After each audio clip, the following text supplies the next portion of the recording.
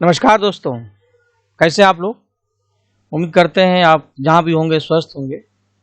आज हिंदी विषय पर संधि में स्वर संधि से आगे हम बढ़ना शुरू करेंगे। स्वर संधि के दो वीडियो हमने पिछले क्लास में प्रेजेंट किए थे। स्वर संधि पार्ट फर्स्ट, पार्ट सेकेंड। संधि के तीन प्रकार मैंने बताया था, स्वर संधि, व्यंजन संधि और विसर्ग संधि। स्वर संधि में तो हमारे समान या असमान स्वर आपस में मिलते हैं। तो 5 प्रकार की संधियां थी: दीर्घ, गुण, यण, वृद्धि और अयादि। इनके बारे में जितनी चीजें बेसिक थी मैंने समझाने का प्रयास किया था। एक सिद्धांतिक तरीका है जो किताब का होता है, एक व्यवहारिक तरीका है जो आम जिंदगी का होता है। तो आप सिद्धांत को फॉलो करिए लेकिन व्यवहार के साथ। जो कठिन और टॉपिक है, क्लिष्ट जो किताबों के अनुसार है, व्यवहारिक भाषा में इनको कितना सरल किया जाए, इसलिए हम कोशिश करेंगे कि जो बुक्स की चीजें हैं वो भी समझ में आए, व्यवहारिक है वो भी समझ में आए। तो इसी आधार पर आज शुरू करते हैं संधि। और सबसे पहले शुरू करेंगे आज व्यंजन संधि।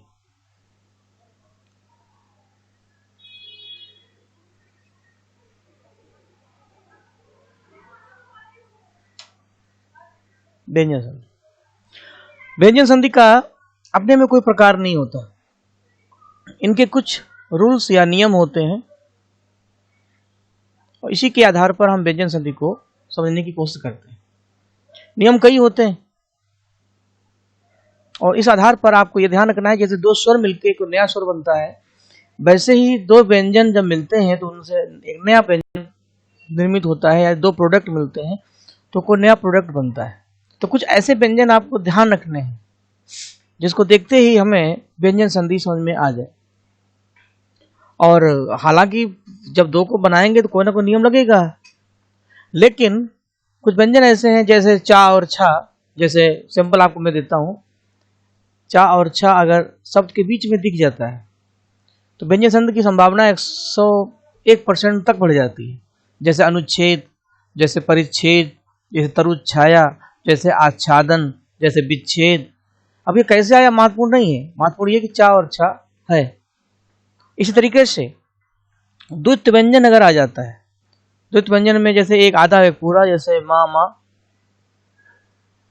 ला ला, जैसे सम्मोहन, सम्मिलित, सम्मान, उल्लेख, उन्नयन, सच्चरित्र, सच्चिदानंद वगैरह। इसी तरीके से कभी कभी पूरा शाह आ जाए, जैसे अभिषेक बच्चन। जैसे कभी कभी ड़ा आ जाए, जैसे कृष्ण, शोषण। कभी कभी व्यंजन अनुस्वार आपका जो है ये आ जाए, जैसे संसार, संहार, संशय, संचय, संयोग, संजोग। तो इस आधार पर कुछ ऐसे इंडिकेटर होते हैं जो व्यंजन संधि को आसान कर देते हैं। ये तो हो गया जुगाड़ू तरीका, क्योंकि भारत जुगाड़ों का देश है। तो संधि समझ लीजिए, हमने आपको पढ़ा भी दी, व्यंजन संधि हो गई। तो इतना अगर आपको दिमाग में है तो साम दाम दंड भेद अगर आता है तो काम चल जाएगा, लेकिन इतना शॉर्टकट भी अच्छा नहीं होता। तो आप पढ़िए उनको नियम से ही। अगर कहीं गाड़ी फंसती है और आ जाए अनुच्छेद में कौन सी संधि है, तो कम से कम चार छा मिल गया तो इतना तो कंफर्म है कि व्यंजन संधि है। अब विच्छेद कैसे होगा इसके लिए थोड़ा सा समझना पड़ेगा। तो आइए अब शुरू करते हैं, नियम के अनुसार चले हैं। तो सबसे पहले आपको दिक्कत ना हो इसलिए हमने रूल्स और उदाहरण दोनों को साथ में रख दिया है, लेकिन समझाने के लिए हमने अपना इंतजाम भी कर लिया है, को समझाते चलेंगे।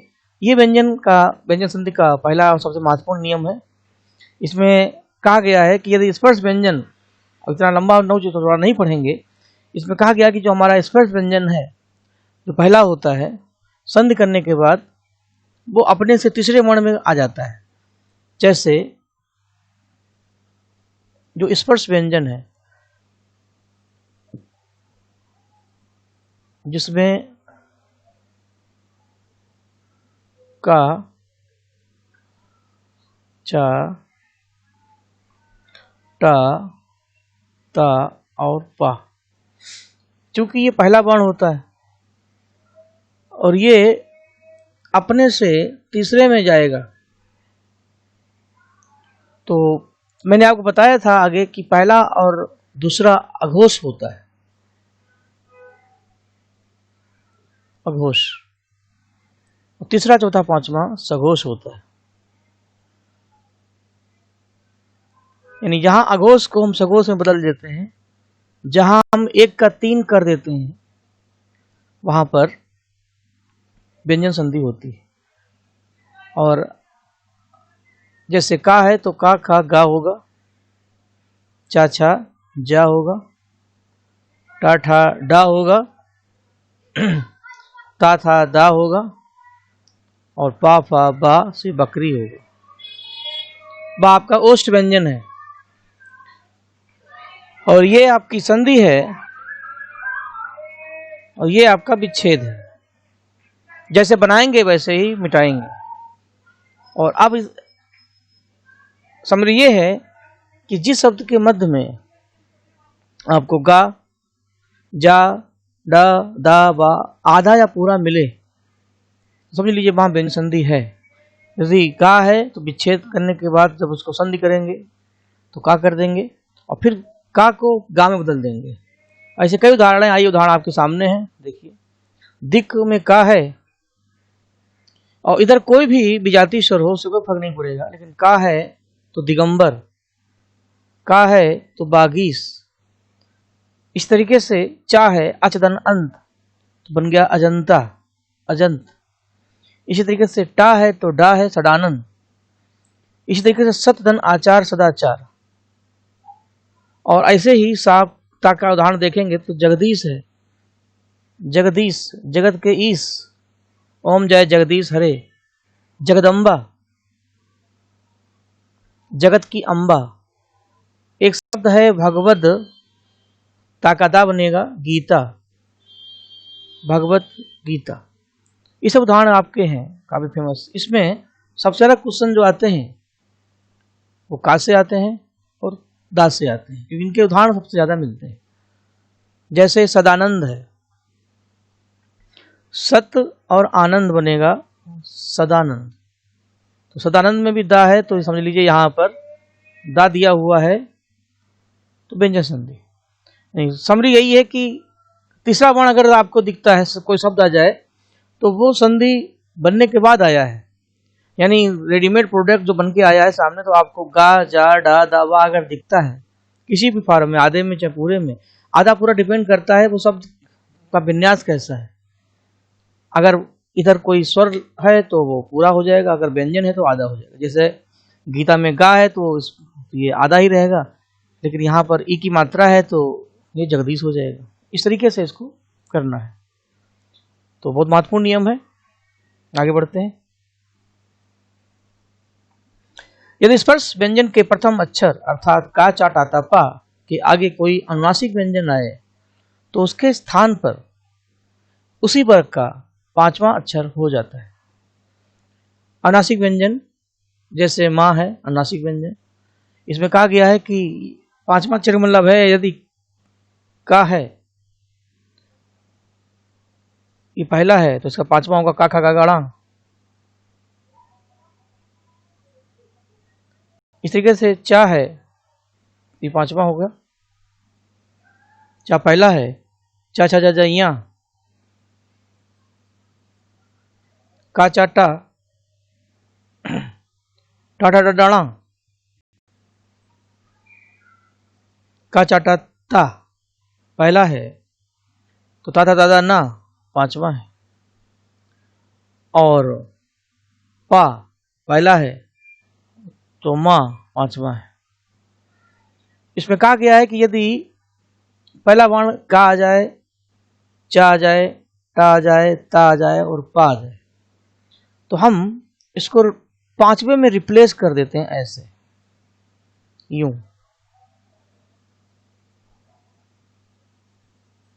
कुल मिलाकर के जहां अनुनासिक व्यंजन आ जाए और ऐसी स्थिति में वहां पर 2 एक जैसे अनुनासिक व्यंजन हो जाएंगे, यानी इसकी जो समरी बनेगी वो ये होगी, ये हो जाएगा द्वित्व अनुनासिक व्यंजन। एक तो पहले से ही रहेगा और एक उसके बाद आ जाएगा। 2 अनुनासिक व्यंजन, चाहे वो सजाती हो चाहे विजाती हो। जैसे देखिए यहां पर णा और माँ है, ना और माँ है। ऐसे ही शब्द है चिन्मय,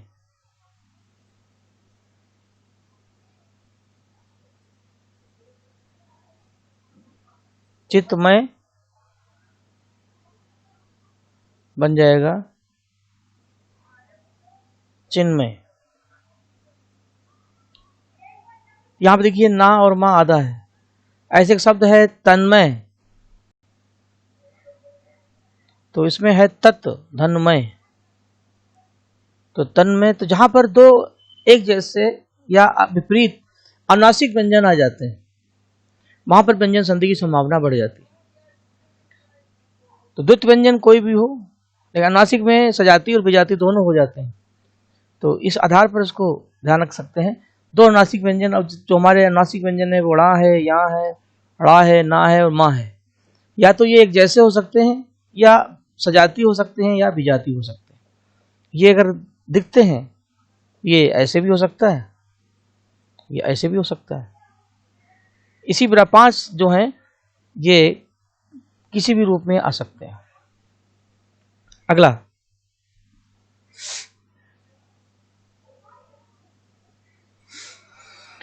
यदि किसी हर्ष या दीर्घ स्वर के आगे छा आ जाता है तो छा से पहले चा बढ़ जाता है। देखिए इसकी जो पहचान है, तो आप व्यवहारिक भाषा में समझाएं तो आधा चा और छा अगर आपको दिखता है तो आप आंखें बंद करके व्यंजन संधि पर टिक लगा सकते हैं। इतना तो अंदाजा है कि व्यंजन संधि होगा। पर इसमें रूल क्या है, नियम क्या है? नियम ये कहता है कि कोई स्वर दिया हो, हरस हो चाहे दीर्घ, उसके आगे छा दिया हो तो छा के स्थान पर चा आ जाता है और ये ऐसे बन जाएगा। यानी इन दोनों के बीच में चा जुड़ जाता है, चिपक जाता है ऐसे। देखिए परिधन छेद, तो परि जैसा तो वैसा रहेगा, छेद जैसा जैसा रहेगा, बीच में चा से चिपकना, आच्छादन, परिच्छेद, लक्ष्मी छाया, गृहच्छेद। लेकिन जब एक नजर में देखेंगे, जब पूरा आएगा तो आपको ये ऐसे दिखेगा जैसे अनुच्छेद है। तो पहले तो एक नजर में बीमारी पहचानो, बीमारी कौन सी है, व्यंजन, फिर उसमें नियम कौन सा है, किस तरीके से इसको तोड़ सकते हैं, जैसे बनाएंगे वैसे हटाएंगे। तो इस आधार पर ये भी आपका आसानी से हो जाएगा। तो सबसे बड़ी पहचान है कि चा और छा आपको दिख जाए तो व्यंजन संधि होगा।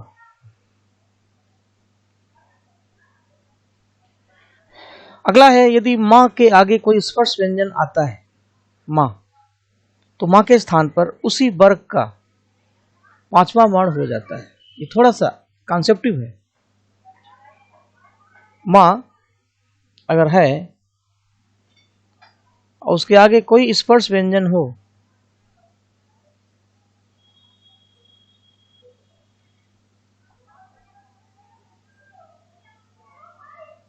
तो मां के स्थान पर 5वां वर्ण आ जाता है। किसका? उस स्पर्श व्यंजन का। उदाहरण आपके सामने है, जैसे सम है और यहां पे का दिया है, तो का 5वां वर्ण क्या होगा? का का गा णा, तो णा यहां पे आ जाएगा तो बनेगा शंकर। और णा को ना बोल देते चूंकि अनुनासिक होते हैं तो हो जाएगा शंकर। इस तरीके से सम धन चय, चा छा संचय यहां आएगा। ऐसे ये टा, टा का 5वां होता है टा टा टा णा, तो सम दंटा बनेगा घंटा। समधनतोष, अब ता का 5वां होता है ता था दादा ना, तो यहां पर ना लग जाएगा, तो ना है तो बनेगा संतोष। ऐसे शंभु ले देकर के इसमें भी ध्यान देने वाली बात यह है कि अनुनासिक व्यंजन का कमाल है। कभी कभी विच्छेद जब आ जाते हैं तो इसमें दिक्कत। एक चीज आपको और ध्यान रखनी है कि अगर कहीं कहीं पर अनुनासिक का प्रयोग है तो वहां पर व्यंजन संधि की संभावना 99% बढ़ जाती है। जैसे शंभु है, जैसे शंकर है, जैसे संचय है, जैसे संशय है, जैसे संयोग है, जैसे संजोग है। तो इस आधार पर आप वहां पर व्यंजन संधि को मान सकते हैं। तो आगे बढ़ते हैं। कभी लंबी पारी खेलनी है, जरूरी नहीं कि एक बार में ही आपको सब कुछ क्लियर हो जाए, क्योंकि कॉन्सेप्टिव टॉपिक है। तो आप इसको 2 बार 3 बार 4 बार देखें, किताबें पढ़ें, तो डाउट हो फिर कमेंट बॉक्स में बताएं, फ़ोन कर सकते हैं, व्हाट्सएप पर मैसेज कर सकते हैं। लेकिन समस्याएं जब पढ़ेंगे तभी समस्याएं आएंगी। और खाली ऐसे वीडियो आपने 1-2 मिनट देखा और आगे बढ़ गए तो उससे कुछ बेटा हासिल नहीं होना है। वो केवल आपका भी टाइम पास है, हमारा भी। इसलिए जो सीरियस है वही पढ़ें और उसी आधार पर विषय की गंभीरता को समझें। यदि माँ के आगे कोई अंतस्थ या उष्म व्यंजन आता है, अंतस्थ उष्म व्यंजन टोटल 8 हैं, 11 अलावा शा, सा, श, हा, तो वो माँ अनुस्वार में बदल जाता है। इसका सबसे सिंपल सा तरीका है समझाने का। इसमें सम उपसर्ग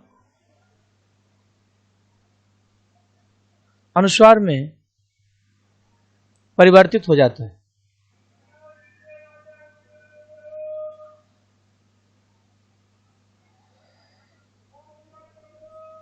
सम अनुस्वार में परिवर्तित हो जाता है और विग्रह जब करेंगे तो ये ऐसे हो जाएगा और ये ऐसे हो जाएगा। जैसे सम है, सम को जब संधि जोड़ेंगे तो माँ अनुस्वार में बदल जाता है और इधर के जो शब्द हैं जो वो जैसे के तैसे ही रहेंगे। जैसे कुछ उदाहरण आपको देते हैं, संसार, तो समधनुसार संसार, योग, संजोग, संशय, संचय, स्वयंवर, संरक्षा और संकल्प, संवेदना। ये एक लंबी सीरीज है। तो जहां अनुस्वार लग जाए तो वहां समझ लीजिए आपका व्यंजन संधि होगा। अनुस्वार सम उपसर्ग में बदल जाता है जनरली। तो यहां पर सम उपसर्ग का कमाल है। कहीं कहीं सम अपवाद के स्वरूप स्वयं भी दिया है, ऐसा नहीं है, नियम होता है। लेकिन वही अपने का व्यवहार को थोड़ा कर समझें तो वही नियम थोड़ा और इजी हो जाता है। जैसे शंकराचार्य ने वेदांत लिखा तो उसका फिर टीका की गई जिससे आम आदमी उसको आसानी से समझ सके, तभी हम समझ पाते हैं एको ब्रह्म रीति नास्ति। अब आ को छोड़कर यदि किसी के आगे सा आता है तो बहुधा सा के स्थान पर शा हो जाता है। यानी यहां पर बताना यह है कि यदि ये शा दिया है तो संधि करने पर सा शा में बदल जाता है। ऐसे ही ना ड़ा में बदल जाता है, परिवर्तित हो जाता है। साहब काम की बात करें, यदि मूर्धन्य श और ड़ा अगर किसी वर्ण में दिखता है, किसी शब्द में दिखता है, तो वहां पर व्यंजन संधि होगा। जैसे देखिए अभिषेक, रियल में होता है अभिधनषेक लेकिन बनेगा अभिषेक। ऐसे ही सुषमा, ऐसे ही विषम, ऐसे ही निषेध, इसी तरीके से होगा सुषुप्त। और यही आपका संधि है, यही विच्छेद है। अगर फिर ऐसे कर दें तो ये विच्छेद होगा, दोबारा ऐसे जोड़ दे तो संधि होगी। यही ना के साथ है। जैसे शोषण, शब्द है शोष प्लस न, इसमें सा ना दोनों में परिवर्तन है। हम क्या करेंगे, हम श और ना को ण शोषण कर देंगे। ठीक, तो इसको भी ध्यान रखिएगा। शा के बाद ता और था आने पर उसके स्थान पर टा ठा हो जाता है। देखिए शा हमारा क्या है, मूर्धन्य शा है। तो ये जब संधि करते हैं तो ध्वनियों में जो खिंचाव आ जाता है, तो ऐसी स्थिति में यदि एक तरफ शा है और उसके स्थान पर इधर ता या था है तो बराबर तथा ट्रांसपेरेंट टा और था ट्रांसपेरेंट ठा, यानी जहाँ टा और ठा मिलते हैं तो वहां पर इसकी संभावना बढ़ती है। जैसे देखिए आकृष्ट, तो यहां पर देखिए साथ आधा दिया हुआ आकृष्टता, और इसमें लास्ट में ही होगा परिवर्तन आकृष्ट आकृष्ट। तुष्दंता, अब तुष्ट का विच्छेद आए तुष्दंता, तो इसमें ये भी कर सकते हैं कि ता का टा और था का ठा, और टा और ठा आपको दिखते हैं आकृष्ट, तुष्ट, पृष्ठ, षष्ठ, कनिष्ठ वगैरह। ठीक, ना उड़ा में नहीं पता, जहां ना है वहां ड़ा हो जाता है। बाकी बातें जो हैं वो तो री रा के बाद ना रहेगा, इनके मध्य में हम इस विवाद में नहीं पड़ेंगे। हम सीधा ये जानते हैं कि जहां ना है वहां ड़ा है। जैसे भरदन अन बराबर भरण, तो जहां पर ड़ा की संभावना बढ़ती है, जैसे भरण है, भूषण है, रामायण है, परिमाण है और ऋण है, तो अड़ा का ना, तो इस तरह तुम्हें ध्यान रखिएगा। लेकिन मैंने इसलिए दिया जिससे आप फुर्सत में पढ़े हैं, लेकिन इस तरीके से पढ़ते हैं कि री रा सा के बाद ना आए, इनके मध्य में ये आए वो आए तो ये हो जाता है। इससे अच्छा यही है कि अगर ना है तो वो बदलेगा, ना काड़ा अड़ा करना। बाकी नियम है, लेकिन इतना डीप पढ़ने की जरूरत नहीं पड़ती। हाँ, आप भाषा वैज्ञानिक हैं, आचार्य हैं तो अलग बात, लेकिन मैंने पहले का व्यवहारिक हिंदी पढ़नी है। और इसी आधार पर आप सभी को थैंक्स, और तो उम्मीद करेंगे जो लोग नए हैं चैनल को सब्सक्राइब कर सकते हैं। मैं दबाव नहीं डाल रहा हूँ, जिससे जो नए लोग हैं उनको भी फायदा मिले। जो देख रहे हैं लाइक करें, शेयर करें, जिससे हमारा भी मोटिवेशन हो, क्योंकि एक लंबी बीमारी के बाद हम दोबारा आपके सामने दस्तक दे रहे हैं। तो लगे तो कि आपने उतना वेलकम किया है, अगर मेरे आने से आपकी सेहत पर कोई फर्क ही नहीं पड़ता है तो फिर होने ना होने कोई मतलब नहीं। फिर कौन सुनेगा, किसको सुनाएंगे, इसीलिए चुप रहेंगे। लेकिन फिर भी हम बोलेंगे जरूर कि कोई ना कोई ऐसा बच्चा होगा जो सीरियस होगा, तो अगर उसका सिलेक्शन हो जाता है, उसके बाद समझ में आ जाती है, तो पढ़ाना मेरा सार्थक है। तो इस आधार पर अपने को मोटिवेट करें, अपना ध्यान रखें, और आगे फिर मुलाकात करेंगे विसर्ग संधि के साथ। बस चलते चलते इतना ध्यान रखना है कि शब्द के मध्य में कुछ ऐसे वर्ण दिखते हैं जो व्यंजन संधि को पहचानना आसान कर देते हैं, जैसे चा छा। अनुनासिक व्यंजन, द्वितीय व्यंजन, जैसे मामा लाला, अनुनासिक द्वितीय व्यंजन, अड़ा मिल जाए, टा का ठा, टा का डा, ठा और था मिल जाए, और तीसरा वर्ण अघोष का सघोष हो जाए। जितनी चीजें अभी आपने पढ़ी उसकी समरी केवल इतनी है। और कहीं कहीं अनुस्वार दिख जाए जो सम प्रत्यय के स्थान पर होता है, सम उपसर्ग के स्थान पर होता है। मतलब पूरे व्यंजन संधि की इतनी समरी है। बाकी नियम जो है वो आपको मैंने बता ही दिए थे। इतना सा बताने के बाद मिलते हैं। नमस्कार।